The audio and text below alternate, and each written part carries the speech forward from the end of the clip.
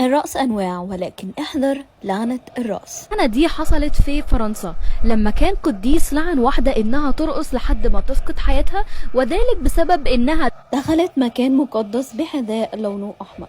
القصة دي مش مجرد أسطورة لأنها حصلت في القرن ال16. القصة كلها بدأت لما بنت خرجت من منزلها بترقص في الشارع بحركات عشوائية وغريبة بدون موسيقى، والناس بدأت تتفرج عليها لآخر اليوم، والبنت ما زالت بترقص وبدون توقف لحد ما حصل إنها بعد يومين من الرقص المتتالي وقعت على الأرض وما زالت كانت بتعمل نفس الحركات. كل ده بيحصل بدون ما البنت تاكل ولا تشرب. الناس افتكرت إنها بتمارس السحر الأسود، ولكن بعد وفاة البنت بيومين حصل ان في 20 شخص راحوا في نفس المكان اللي كانت بترقص فيه وبدأوا هم كمان يرقصوا، وكل ده بدون موسيقى. اعداد الناس فضلت تزداد لحد ما وصلت ل 200 شخص. السلطات في فرنسا كانوا خايفين جدا، والناس ابتدت تخاف لان عدد الاشخاص وصلوا ل 400 شخص، وكل الناس بدأت تتساقط واحد ورا التاني، وكل واحد بيفقد حياته من كتر الرقص الشديد بسبب اللعنة اللي حصلت لهم. وزي ما اللعنة بدأت فجأة اختفت فجأة.